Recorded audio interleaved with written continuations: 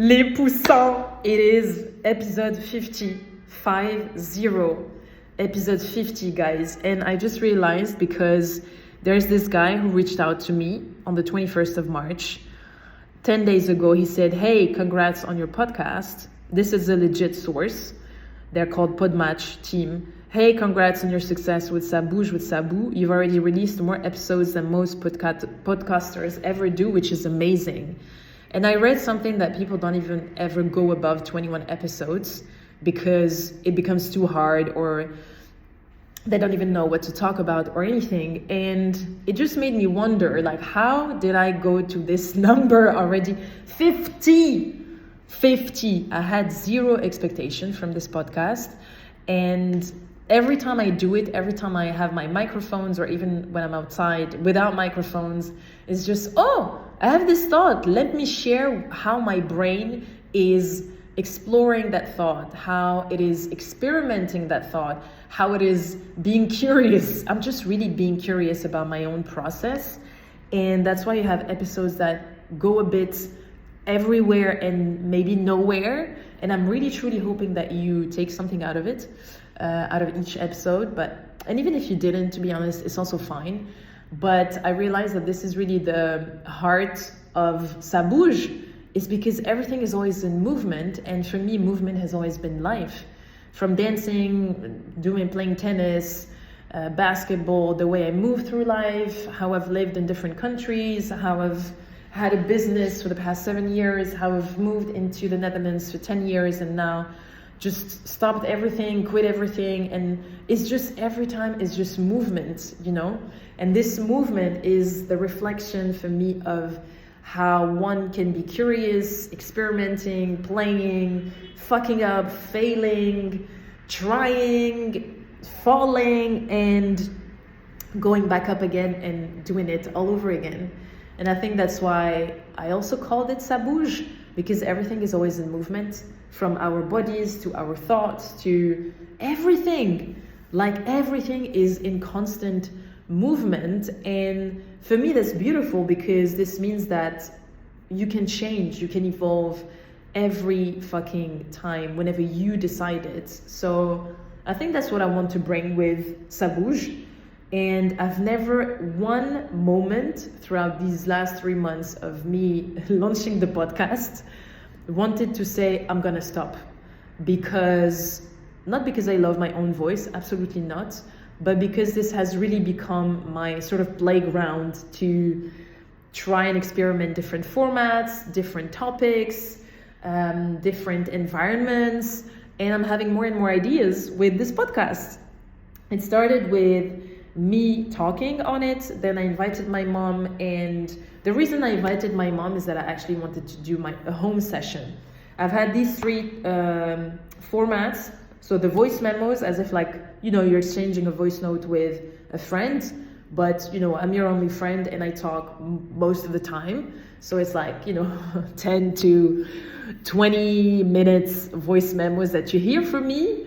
And the home session where it's like midnight, 1 a.m. in the morning. I don't do that anymore, but imagine it's like a chill afternoon. You're in the sun, you're with your favorite people or your favorite person, or you're in like walking in the forest and you're in the middle of fucking nowhere and you just have this deep ass conversation, and then you move to something light and then you just laugh your ass off, and then everything is constantly moving. Tu vois, ça bouge with Sabou. And the home session is the same thing, but with food and being cozy in an apartment or in someone's room or in someone's place, because I've always had really beautiful conversations around 11 midnight when you're super tired and you're just like, I just want to sleep, but I love this person so much and I love this moment so much that I want to keep on talking. And I always wanted to capture that. But yeah, I don't have a house yet, so we're doing it, you know, live, sometimes with my mom walking because we love walking, and soon enough you're gonna see it online. Still cozy, recreating that feeling of coziness Just like when you actually call someone on WhatsApp, it's the same thing. You know, you do live, sometimes you take a shit, sometimes you pee, sometimes you make food, sometimes you eat food.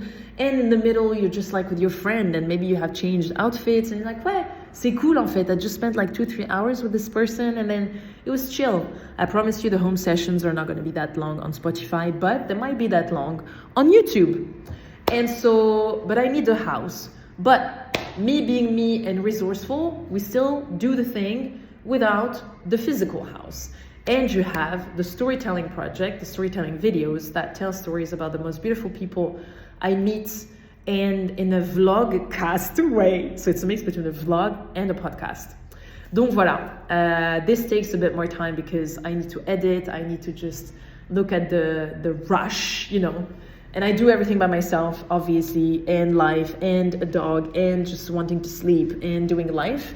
It takes a bit more time, but I'm just really excited about this process. So when I saw that message of this guy saying, hey, congrats on your success with Sabou, I was like, huh?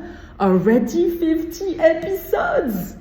Eh ben, I just wanted to celebrate and go back to why I created Sabou. You know, again, it's just the reflection of being curious about your own process, about who you are as a person, about how you think, how you see the world, who you meet on the way, how things are always changing, how things are always moving. And for me, now more than ever, it's even more precious because I lost my dad last year and I realized that everything has always been around sharing stories, telling stories, listening to stories. And I think that's why I'm always like so fucking curious about people and asking tons of questions and like, why are you doing this way? How, you know, always asking questions. And voila, again, this episode is going everywhere, but I just wanted to take the time to celebrate that. J'ai fait 50 épisodes! Et I'm probably gonna go and grab a piece of cake this afternoon.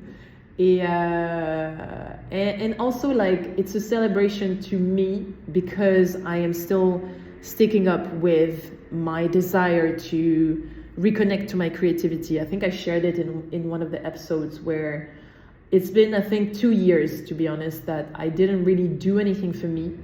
See, I lie. I started doing crochet, which I absolutely love. Genre, vraiment, I never thought I would love crocheting so much. I'm going to share with you my creations once.